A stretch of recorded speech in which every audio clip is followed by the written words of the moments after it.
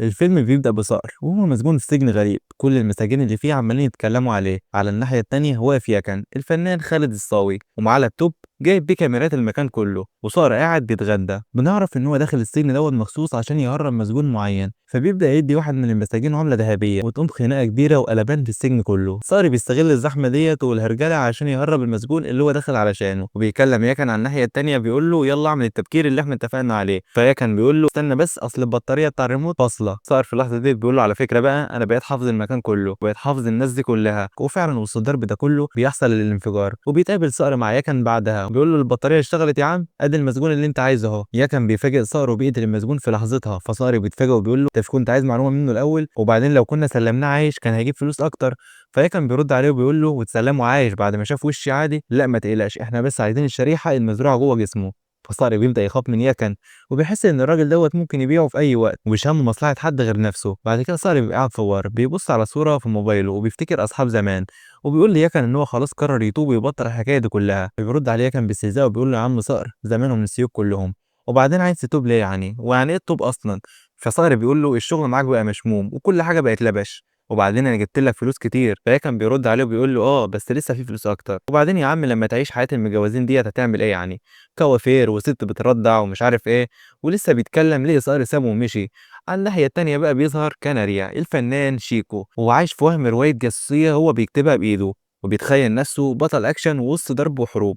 وبتظهر له بنت زي القمر اسمها ناتاشا، من كتر جمالها بتقرب منه وبتقول له أنا فعلا جميلة بس فشلت أخليك تتجوزني. فبيرد عليها بثقة ما أنا مش بتاع جواز، أنا حياتي كلها على كف عفريت وأديكي شايفة الحرب والحاجات اللي أنا فيها، بس النهارده مختلف، تعالي نرقص سوا. هما مقربين قوي من بعض في خياله، بيقطعوا المساعد بتاعه في الحقيقه، وبنكتشف كلنا في اللحظه ديت ان كناريا كان بيتخيل الروايه اللي هو بيكتبها. والمساعد بيقول له يا استاذ الراجل المسؤول عن النشر مستنيك بره. بيطلع بره بيلاقيه عمال يزعق وبيقول له ايه القرف اللي انت عملته ده يا استاذ، المبيعات بقت صفر، انت بتدمر شخصيه الجواسيس. وفي نفس اللحظه ديت بتتصل بمراته ليلى الفنانه يسرا اللوزي وبيقول لها انت قريت الروايه؟ بتقول له اه طبعا دي عظيمه. فبيفتح السبيكر عشان يترسم قدام الناشر، بس الصدمه بتيجي لما مراته بتقول له بس ليه بس 60 صفحه محتاجين شويه تعديل. فالناشر بيضحك وبيقول له يا ابني الروايه كلها على بعضيها 40 صفحه اصلا، يبقى ازاي 60 صفحه محتاجين تعديل؟ كناريا بيبدا يعاتبها. فبتقول له ليلى انا غلطانه يعني ان انا بدافع عنك، وبتقعد تقول له بقى مين ناتاشا اللي عمال تحطها في كل حته في الروايه دي؟ وبتقول له بص بقى ملك ابننا عنده ماتش النهائي النهارده في التصفيات بتاعته وانت اكيد مشغول، هروح انا وهو. فكناري بيرفض وبيقول لها ما ينفعش طبعا، لازم انا اللي اروح، الواد ده مش هيعرف يعمل حاجه من غير توجيهاتي. كناري بيروح لابنه الماتش وبيبدا يحمسه بيقول له انت دافع زيك زيهم، العب كويس وانزل معاهم. وبيبدا يتحشر في كل الخطط بتاع الكابتن بتاع الفرقه، لحد ما الكابتن بيزهق ويقول لهم خلاص اعملوا خطه بابا مالك. وفعلا بيعملوها وبيخسروا الماتش. والواد بيبان عليه ان هو زعلان جدا. وهم راجعين في العربيه الواد بيقول لمامته انا مش زعلان عشان خسرت، انا زعلان علشان انت ما جيتيش. فبتقول له ايه المشكله؟ وباباك جه وانا كنت مشغوله في الشغل. فبيرد عليها ابنها وبيقول لها ما المشكله ان هو جه. وهم داخلين الكومباوند بيشوفوا عربيه فيراري حاجه عاليه قوي بينزل حاجات قدام البيت بتاعهم، ودي طبعا عربيه صقر بعد ما قرر ان هو هيعزل ويعيش حياه عاديه. كناريا بينزل بيزعله ويقول له انت ايه القرف اللي انت حاطه دوت؟ فصقر بيرد عليه بكل هدوء بيقول له معلش يا عم حقك عليا، هات راسك ابوسها. فبيقول له كناريا ابعد بس ايه القرف دوت. وكل ما صقر يفتح معاه كلام كناريا بيزق فيه ويبعده. صقر بيقول له اصل انا مهندس بترول وجاي هنا بس اغير سكن وبتاع. ووسط ما كناريا عمال يزعق بيتفاجئوا بكره طايشه متشاطه ناحيتهم، فصقر بيصدها بايده بسرعه جدا. فكناري بيستغرب ويقول له انت عملت الحركه دي ازاي؟ وبيكمل زي فيه. بتروح كرة تانية متشاطة في وش كناريا بس المرة دي بتعوره. بنروح بقى جورجيا، بيبان ان في عصابة عمالة تضرب في يكن وطالبينه بسبب اللي هو عمله. بعدها بنعرف ان صقر عامل عزومة في بيته، فبيدخل عليه نظمي مدير الكومباوند وبيقول له يا فندم ده كومباوند محترم، ما ينفعش اللي انت عامله دوت، انت جايب بنات شمال كتير لي في البيت. فصقر بيستغرب وبيقول له يا فندم انا لسه جاي امبارح، هجيب منين الناس دي كلها؟ ومين اصلا اللي قال لك الكلام دوت؟ في اللحظه ديت بيدخل مين كاناليا وبيقول له ايه ده، انت هتقول له مين اللي بلغ عنه ولا ايه؟ انا ما بلغتش عن حاجه خالص. فصقر بيكتشف ان هو وبيقول له اه هو انت تاني؟ طب ايه رايك بقى انا هتجوز في المكان دوت واملاه لك كله عيال واعلى ما في خيلك اركبه. بعدها فجاه فرح اخت كناريا بتخبط الموتوسيكل بتاع صقر وهي سايقه، فكناريا بيتدخل وبيزعق لها وبتروح امه تعاتب فرح وبيقعدوا يتكلموا ان البنت ديت بيدوروا لها على عريس طول الوقت اللي فات ومش موافقه على ولا واحد. صقر بيدخل عليهم فجاه وبيعزمهم كلهم وبيقول لهم على فكره انا ساكن جنبكم وانا مهندس وعندي الفيلا اللي فوق الاربع شقق دول. فام كناريا بتنبهر طبعا وبتقول له ايه الناس النضيفه قوي اللي جايين يسكنوا جنبنا دول. فكناريا بيقول لها يا امي نضيف ايه، احنا لسه موجودين الموتوسيكل بتاعه. فصقر بيقول له يا عم ما يولع على الموتوسيكل فداها. وبيبدأ صقر يعرف إن فرح مصممة أزياء ولسه متجوزتش لحد دلوقتي، فبيروح كناريا النظمي مدير الكومباوند تاني وبيقول له على الستات اللي موجودة في كل مكان، وبيقول له المكان ماله مقلوب باسك كده ليه؟ وبعدين مراتي فين؟ فالمدير بيقول له الناس دي جاية تدوق الحلويات بتاع أستاذ صقر لأنه جايبها وعامل حفلة كبيرة. كناريا بيروح بيلاقي مراته وأخته وأمه عمالين يدوقوا الحلويات مع الصقر، فبيطب عليهم وبيتعصب جدا، بس مراته بتقول له احنا عايزين تورته علشان عيد ميلاد مالك ابننا. فكناريا بيقول لها يا ده لسه فاضل عليه 3 شهور. فطبعا أم كناريا بتتدخل وبتقول له لا طبعا التورته تيجي دلوقتي، وبتدي صقر نمرة التليفون وبتقول له خد يا صقر حتى نمرة التليفون اهيت عشان تنسق معانا. فصقر بيبص على الورقة وبيقول لها بس دي نمرة فرح مش نمرتك انت. فطبعًا الأم بتعمل عبيطة بتقول له: "آه، أكيد بالغلط، خلّيها معاك مش هتخسر حاجة." كناري بيتعصب وبياخدهم وبيمشي. كناري بيبقى قاعد في المكتب بيكمل الرواية بتاع الجاسوسية بتاعته، فبيتفاجئ بصقر دخل عليه وجايب له علبة حلويات وبيقول له: "أنا جبت لك معايا حلويات علشان لقيتك ما أخدتش منها امبارح." فكناري بيقول له: "باقول لك إيه، أنت جاي تحك فيّا علشان فرح أختي، يالّا اتكل على الله من هنا، أنا صايع وفاهم الحاجات دي كلّها." فصقر بيبص للرواية وبيقول له: "هو أنت إزاي رواياتك قليلة الأدب كده؟ والمفروض إن الرواية ديّة موجهة للأطفال." فكناريا بيقول له: "يا ابني أنت إيش عرّفك أنت في حوار الروايات؟" فصقر بيقول له: "طب ليه كناريا الجاسوس دوّة ما يتوبش ويبدأ حياة نضيفة." طبعًا صقر هنا قصده على الشخصية اللي هو كاتبها بنفسه في الرواية ومسميها على اسمه كناريا. فبيرد عليه كناريا الحقيقي وبيقول له: "حياة نضيفة؟ حياة نضيفة إزاي؟ دي تبقى رواية مملة، الراجل دوّة كل يوم في بلد مختلفة، إيه اللي يخلّيه يعمل كده؟" فصقر بيرد عليه باستهزاء وبيقول له: "طيب سلام." على الناحية التانية بقى بنشوف يكن عمّال يتضرب من العصابة وبيسألوه: "أنت قتلت الراجل صح والّا لأ؟" بيقولوا له: "طالما أنت قتلته فين الشريحة اللي كانت معاه؟" فبيقول لهم: "والله ما أعرف، هي غالبًا مع صقر." فبيقولوا له: "طيب مين صقر دوّة؟ كلمه لنا." فبيقول لهم هو اللي بيكلمني انا معيش رقمه. فبيبداوا يضربوه اكتر علشان يعترف. بعدها صقر بيبقى واقف في البلكونه بيبص على عيله كناريا من الشباك وبيسال كناريا انت رايح بكره الكرنفال اللي هم عاملينه بتاع العائلات؟ فكناريا بيقول له بلقم كده اه طبعا بس ده كرنفال عائلي يعني مش لواحد زيك.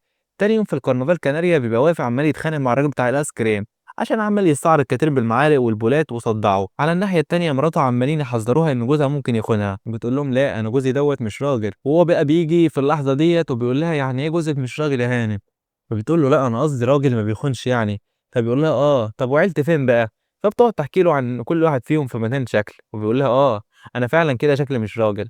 في نفس الوقت دوت صقر بيبقى واقف مع ام كناريا ومعاهم بنت صغيره. فام كناريا بتقول له يا ابني انت باين عليك بتحب الاطفال قوي. فبيقول لها اه انا لو عليا نفسي اخلف عيال قد كده بس هي فين بنت الحلال ديت؟ فالام بتقول له اه طب ما بنتي هناك اهي روح اشقطها. فصقر بيرد عليها بيقول لها بالسهوله ديت وبيروح فعلا يكلم فرح وهي واقفه بتظبط هدومها ولسه بيقرب منها لقاها جايه تجري وهتحضنه بس بيتفاجئ ان هي بتحضن واحد وراه اسمه كريم. صقر بيستغرب ويقول لها هو انتوا عادي كده بنتك تقعد وتحضن واحد غريب؟ فكريم بيتدخل بيقول له انت مين؟ انا فرح ديت احتويتها في قلبي من زمان وعملنا بوندنج سوا وقربنا من بعض جدا. فصقر بيستغرب وبيقول لام كناريا وام فرح هو انتوا منين يا حاجه؟ فبتقول له من بني سويف. فبيقول لها هو عندكم بوندنج في بني سويف عادي؟ وبيلف لام فرح وبيقول لها هو انت اخر مره عملت بوندنج امتى يا حاجه؟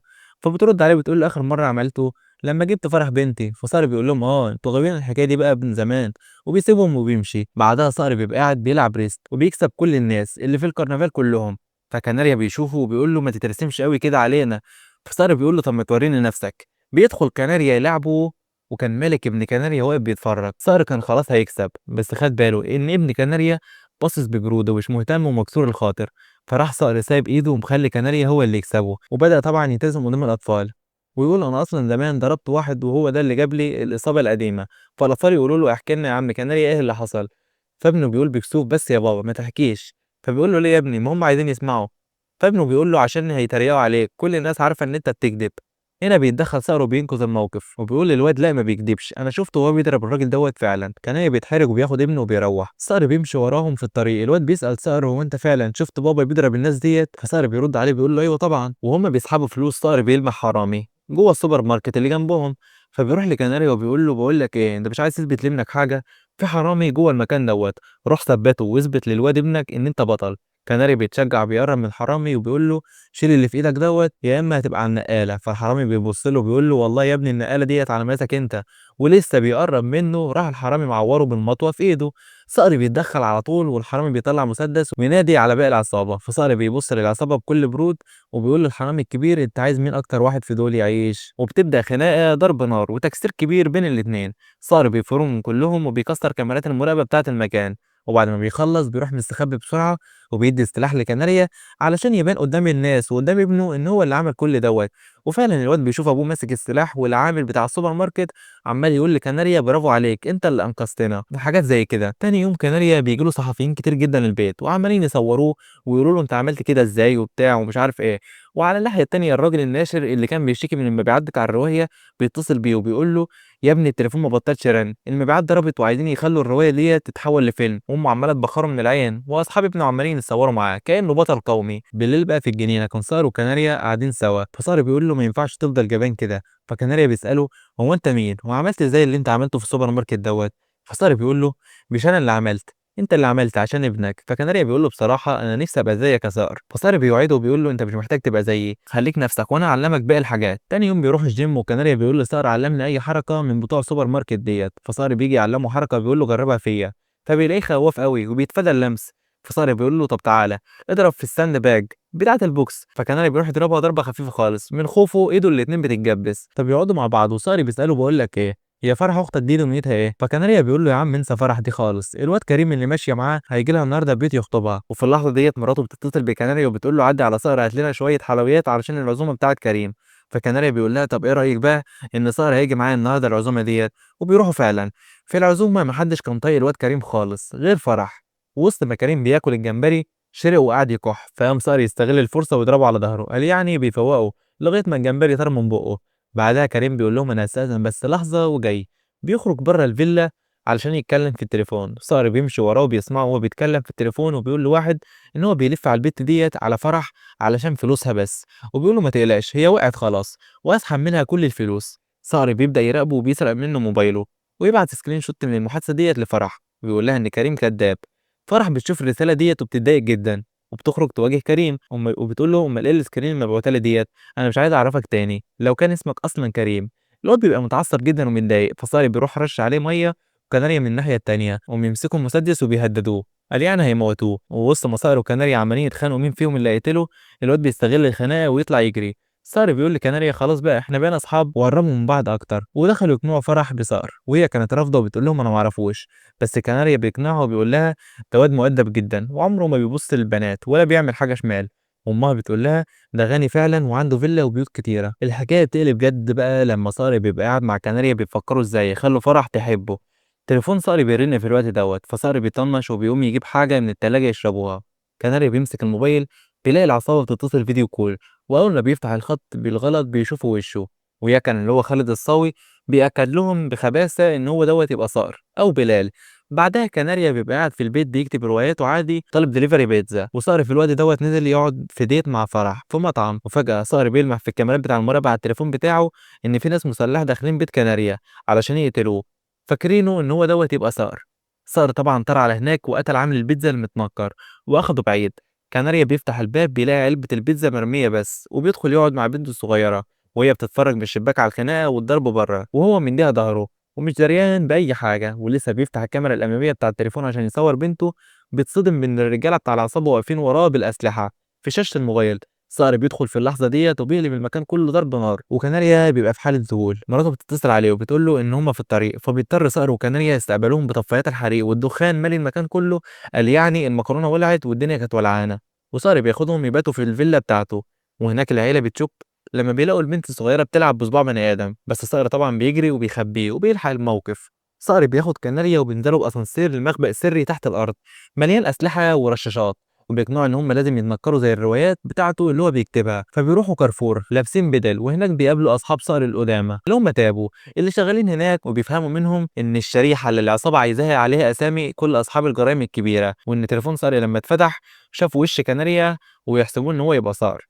فجأة بيطلع عليهم ناس من الياكوزا وصقر بيضربهم وبيحط كناريا في شنطة العربية علشان يخبيه، وبتجري العربية وصقر يفضل يجري وراها لحد ما بيلحقها وبيقدر ينقذ كناريا، وبيرجعوا البيت بالبدل بتاع التنكر. والعيلة بتقول لهم ايه اللي انتوا لابسينه دوت، بيقولوا لهم ان هم كانوا في عزا. صقر وكناريا بيروحوا علشان ينقذوا يكن. في اللحظه ديت بيلاقوه واقع من الدور السابع فوق عربيه بتاعتهم، ويكن بيسبقهم وبيقول لهم ان هو وافق على الطلب بتاع عصابه الياكوزا وقصي ولبسهم هم في الحيط، وبيدخل الحمام وبيطلع لهم الشريحه. بيتفقوا يقابلوا الياكوزا وكناريا بيروح المقابله على انه صقر، وصقر بيبقى مغطيه من فوق بقناصه. رئيس الياكوزا خد الشريحة وشغلها على جهاز، فبيتفاجئ برقص بلدي شغال على الشاشة لأن يكن ضحك عليهم. العصابة طبعا بتتضايق جدا وبتخطف كناريا لمكان مهجور. صقر بيكسر سقف الاسانسير وبينط يقتل الرجاله بتاع العصابه، بس طلع له بنت محترفه من الياكوزا بتعجنه ضرب حرفيا، وكناريا بيحاول يساعده باباجوره فبيكهرب صقر بالغلط، بس في الاخر كناريا بينط عليها من فوق السرير وبيموتها. في نفس اللحظه ديت مراته واخته بيدخلوا بيلاقوا جثه وصقر نايم، فبيمشوا وهما متضايقين، والواد مالك ابن كناريا بيدخل وبيعرف ان ابوه كداب ومش بطل ولا حاجه وبيقعد يعيط. فكناريا بينهار وبيطلب من صقر يرجع له حياته زي ما كانت. صقر بيقرر ان هو يتوب وان هو يعمل خطه ذكيه يجمعوا فيها العصابتين مع بعض، الياكوزا وقصي، في ميعاد تسليم واحد في العزبه ببني سويف عشان يخلصوا منهم. والواد يصدق ان ابوه فعلا بطل. بيروحوا بني سويف وبتيجي العصابتين في نفس المكان. هي كان بيشاور على صقر وكناريا المستخبيين وبيقول لهم يقتلوهم هم الاول، وبتبدا طبعا مطارده عربيات وضرب نار، حاجه كده فخامه من الاخر. وفي وسط الجري ده كله كناريا بيفرمل فجاه قدام معزه، فصقر بيطير من فوق العربيه ويقوم يزعق بيقول له يا اخي ما تولع المعزه، لغايه ما عربيه المطاردين بتتقلب وكناريا بيعيط وبيقول له انا سامع صوت تامر عاشور، وبيفتكر مراته اللي وصلت العزبه فجاه هي والعيله. ام كناريا تفتكر ان المسلحين اللي جايين دولت جايين عشان يشتروا العزبه، وبتقول لهم مين فيكم اللي هيشتري، فهي كان بيقول لها انت لقطه وجيتي في وقتك.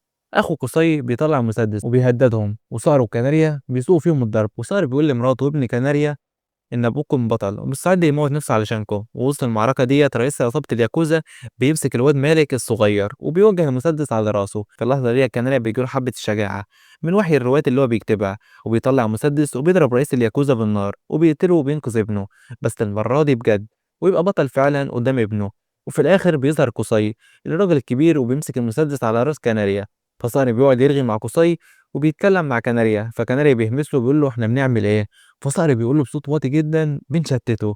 وفي ثانية صقر بيضربه بالنار وبيموته، وكناري بياخد رصاصة صغيرة في رجله. والفيلم بيخلص بصلح العيلة كلها، وصقر بيتجوز فرح وكناريا بيفرح مع مراته وابنه وبقوا كلهم عيلة واحدة. ودي بتكون نهاية الفيلم. أتمنى لو الفيلم عجبك متنساش اللايك والاشتراك في القناة علشان أفلام تانية كتير، والسلام عليكم.